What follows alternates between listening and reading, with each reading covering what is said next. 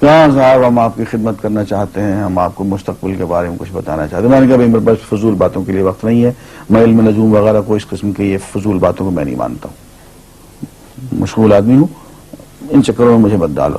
اس نے کہا سر مجھے صرف 1 منٹ تو آپ دے دیں۔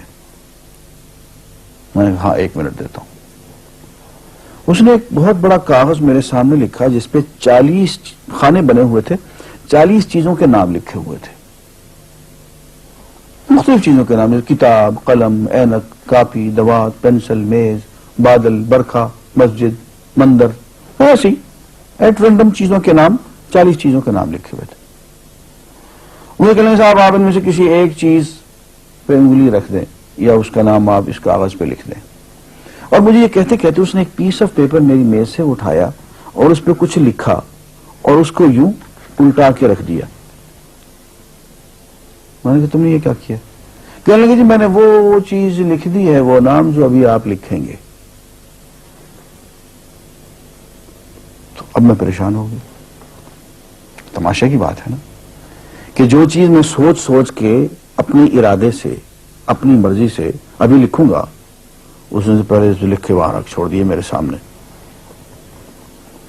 اب میں سوچ میں پڑ گیا کہ یار وہ چیز لکھوں جو اس نے نہ لکھی ہو، کبھی میں اس کا ارادہ کروں کبھی اس کا ارادہ کروں، تنگ آ کے آخر میں نے کسی ایک چیز کو لکھ دیا، میری یہ ہے۔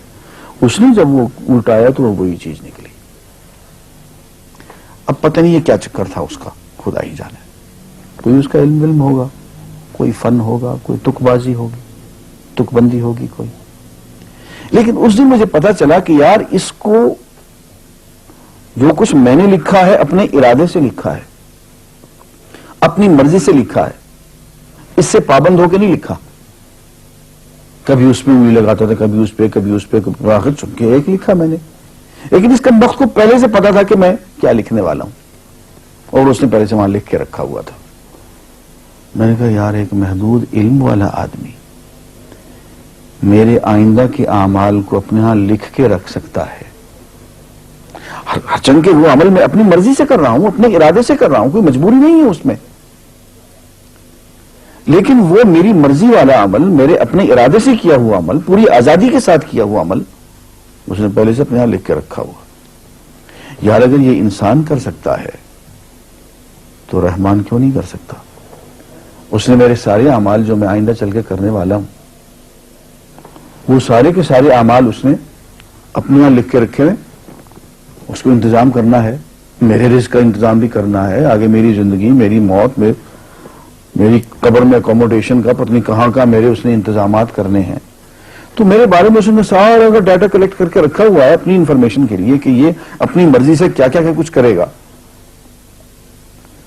تو اس کے لکھے ہوئے ہونے سے میری مرضی ختم نہیں ہوتی، میری ذمہ داری ختم نہیں ہوتی، میرا ارادہ، میری فری ول ختم نہیں ہوتی۔